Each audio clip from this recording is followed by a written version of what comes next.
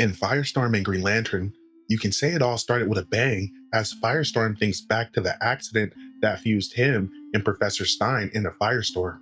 But as Green Lantern asks Firestorm why is he even telling him all this, Firestorm basically says he's really just trying to pass the time since they're basically flying across the universe in search of a weapon to use against Oblivion that might not even exist.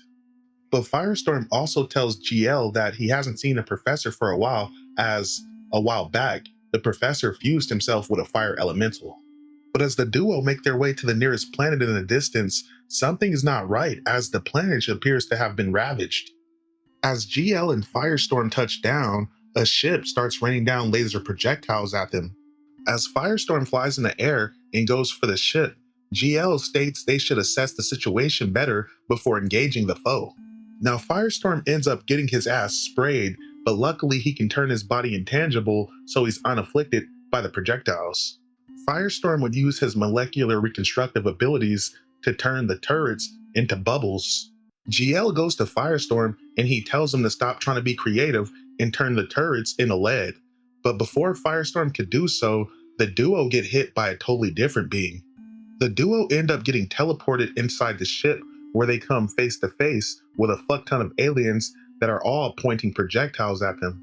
The captain of the ship apologizes for attacking them, but they've been engaged in a war with an angry fire god, and Firestorm just so happens to fit the description.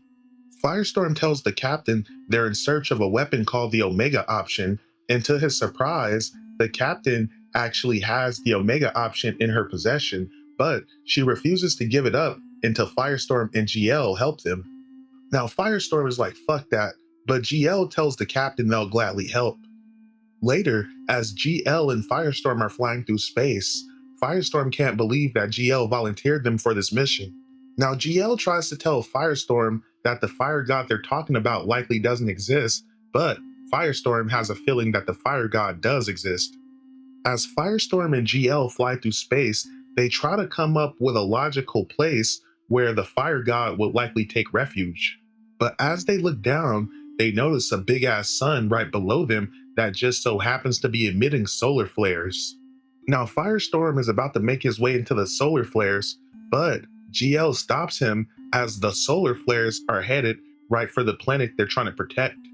Firestorm turns around and immediately deltas his ass back towards the planet. All the civilians run to start taking cover, but Firestorm makes it there just in time and materializes a big ass fan to change the course of the solar flares. But as GL comes crashing down to the planet, Firestorm asks him, is he okay, and if he's found the source, and if it's a fire god. But as GL tells Firestorm to look behind him, yes, not only is it a so-called fire god, but it just so happens to be the long-lost professor. Now Firestorm is stunned as Professor Stein doesn't seem to recognize him. But no matter, as the professor produces steam out the ground and continues to beat the shit out of GL. Now GL comes up with a plan as he's tired of the bullshit, so he turns the guns on Firestorm and shoots him and then starts to choke Firestorm out. Now GL tosses Firestorm aside and Firestorm's pissed, so he raises a hand and he tries to transmute GL, but it fails as he doesn't have the ability to transmute organic matter, which leads him to the conclusion that GL is actually alive and he just thought he was a robot. But no matter, as GL's plan actually works, as the professor grabs GL in order to prevent him from doing any more damage to Firestorm, as GL has snapped him out of whatever trance he was in. Having finally snapped out of it, the professor starts crashing out as he's come to the conclusion that he's been terrorizing this planet and acting like a monster while killing a lot of people. The professor would return to the planet with Firestorm and GL and express his most humblest apologies to the people and explain he was under the influence of the fire elemental, but now he's back to himself. But as Firestorm and GL go to collect the Omega option, the captain expresses her deepest apologies as it turns out she lied in order to get them to help her. Now as GL and Firestorm get ready to leave, the professor goes to tell them that this Oblivion guy sounds pretty dangerous, so if they need an ally, the professor will be there to back them up.